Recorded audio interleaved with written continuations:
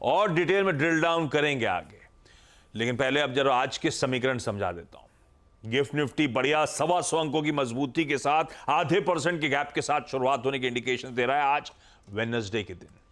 और उसके पीछे दो रीजंस हैं। एक हमने ब्यूटीफुली डिस्कस करा HDFC बैंक, पर दूसरी तरफ ग्लोबल संकेत भी उतने ही सपोर्टिव है।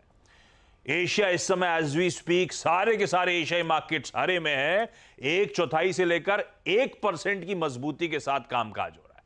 सारे ऑस्ट्रेलिया से लेकर निक्केई, कॉस्पी, हैंगसेंग सब मजबूती के साथ खड़े हुए हैं। और शायद इसके पीछे वजह है एक बढ़िया सा हैंडओवर मिलना यूएस को, और आज सुबह के हमारे इस एशियन रीजन के कुछ डेटा जो आए हैं उससे भी इंकरेजिंग सिग्नल्स मिल रहे हैं। पर हैंडओवर ज्यादा इंपॉर्टेंट, कल यूएस का बाजार दिखाइएगा आधे से 3/4% तक का उछाल तीनों बेंचमार्क्स पे। और ये इंपॉर्टेंट इसीलिए क्योंकि कल जब हम 3:30 बजे क्लोज हो रहे थे 1/3 से आधा % फ्यूचर्स दबाव में थे। वो दबाव वाले फ्यूचर्स छोड़ के गए थे और कहां इस तरह की तेजी बन गई थी। एशिया भी ऐसी डाइजेस्ट करके गया था, इसीलिए एशिया भी झूम रहा है, हम भी मजबूती में। हम तो उस लिहाज से हमारे पास तो डबल इंजन है HDFC बैंक, उस लिहाज से तो हम थोड़े से सबड्यूड से ही दिख रहे हैं अगर मैं एशिया को पर्सपेक्टिव में रख लूं तो। पर चल क्या रहा है, हमें इंतजार था सेंट्रल बैंकर्स की कमेंट्री का, कुछ इंपॉर्टेंट डेटा पॉइंट्स यूएस में आने थे। क्या तस्वीर बन रही है नीरज जी समझ लिया जाए। नीरज जी गुड मॉर्निंग, क्या बोल रहे हैं भाई साहब?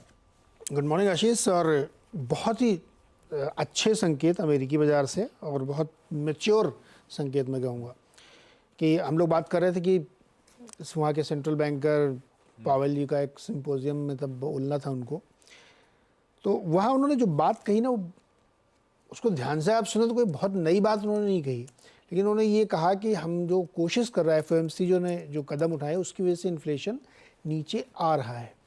तो अभी तक वो ये कहते थे कि बहुत रिजिड है, हम देख रहे हैं, डेटा पे रखेंगे। इस बार भी उन्होंने यही कहा, लेकिन उन्होंने कहा कि हमें दिख रहा है कि शायद इन्फ्लेशन नीचे आना शुरू हो गया। उनकी ये बात मार्केट को बहुत पसंद आई और मार्केट ने एक बड़ी रैली दिखाई।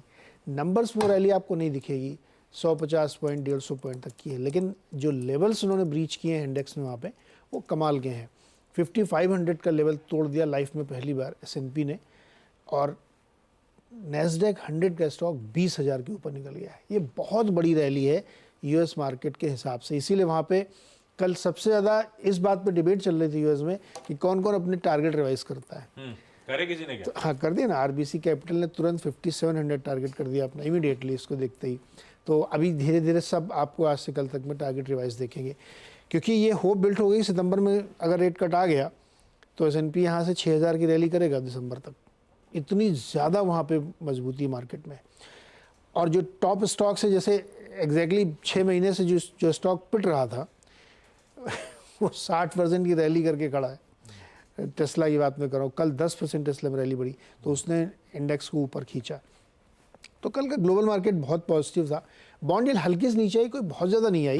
मार्केट की नज़र चूंकि उस चुनाव पे लगी हुई है कि ट्रम्प साहब जीत के आते हैं तो बॉन्ड मार्केट कैसे और बिहेव करेगा, लेकिन थोड़ा सा नीचे आया। तो अभी ये जो कल का संकेत आया इसने उन सारे फैक्टर्स को एक किनारे कर दिया। अब लोगों की नज़र इसी बात पर रहेगी कि 31 जुलाई वाली मीटिंग में वो क्या बोलते हैं। मुझे तो पता नहीं, ऐसा लग रहा था कमेंट से वो ग्राउंड भी तैयार कर रहे हैं इलेक्शन से पहले एक है?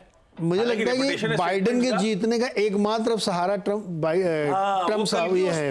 पावेल जी जा रही थी कि अपन काट देंगे मामू। एक कट नहीं किया तो बाइडेन साहब पक्का हार जाएंगे फिर। अभी तक तो वैसे पीछे चल रहे हैं, अब उनको एक होप रेट कट एक हो जाए तो शायद थोड़ी बात बने, लेकिन हमको लग रहा है बात उसी तरफ जा रही है। और बहुत सॉलिड रैली कल मार्केट में हुई है इंटरनली, तो मुझे लगता है कि माहौल बनेगा इसमें। वैसे अभी तो डिबेट चल रही है वहाँ पर कि बाइडेन लड़ेंगे या नहीं लड़ेंगे, क्योंकि वहाँ पर एक क्लियर कट डेमोक्रेट्स में पैनिक है इस डिबेट के बाद मामला गड़बड़ा गया ना, पैनिक है इसमें। और बहुत एक इंटरनल सर्वे हुआ उसका, उनको उन्होंने लीक किया है। देखिए हर कोई लीक करता है, इंडिया में भी होता है, वहाँ पे भी लीक हुआ है। वहाँ पे एक सर्वे लीक हुआ है जिसमें अब ये निकल कर आ रहा है कि कमला हैरिस के चांसेस ज़्यादा हैं कंपेयर टू बाइडेन। मतलब अगर बाइडेन वर्सेस ट्रम्प हो या कमला हैरिस वर्सेस ट्रम्प हो, ट्रम्प दोनों को लीड कर रहे हैं, लेकिन कमला हैरिस जो है वो क्लोजर है कंपेयर टू बाइडेन। तो इसके लिए तो एक क्लियर कट यूएस में आई थिंक एक चल रहा है किसी तरीके से कि शायद बाइडेन साहब को कन्विंस किया जाए कि प्लीज़ आप छोड़ दीजिए, और उसके बाद बाइडेन से हटने को तैयार नहीं है लगी।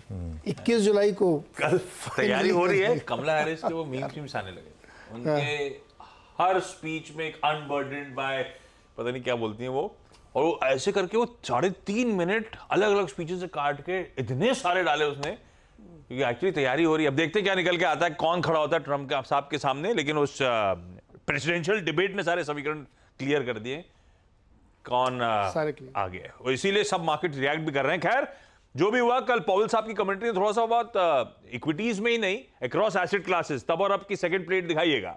जैसे इन्होंने कहा थोड़ी बहुत ही सही, लेकिन बॉन्ड यील्ड्स ठंडे पड़े, dollar index meaningfully cool off हुआ। अच्छा, इस बीच क्रूड भी ठंडा पड़ा है, अलग रीजन होंगे, लेकिन क्रूड भी जो लगातार उछाल दिखा रहा था, अब छुट्टी आई गई है तो अच्छा, छुट्टी आएगी इसलिए कह रहा हूं, क्रूड पिछले कुछ दिनों से इससे उछल रहा था। याद रखिएगा कल यूएस के मार्केट्स बंद है, इंडिपेंडेंस डे की छुट्टी बना रहे हैं, और आज हाफ डे होगा वहां पे, तो अब वहां से ठंडे ठंडे संकेत होंगे। बहुत ज्यादा वॉल्यूम पार्टिसिपेशन शायद यूएस के मार्केट्स में अब आज हो ना, और कल तो वैसे ही छुट्टी पे होंगे। खैर, इस बीच अपने समीकरण बैठ कैसे रहे, अभी तो क्यूज वहां से मिल गए, बढ़िया क्यूज थे, और अभी एचडीएफसी बैंक का दबदबा है। अब चलिए निफ्टी की बात करी जाए। कल का निफ्टी इंट्राडे स्क्रीन पर रखिएगा, बिल्कुल सही कहा, वो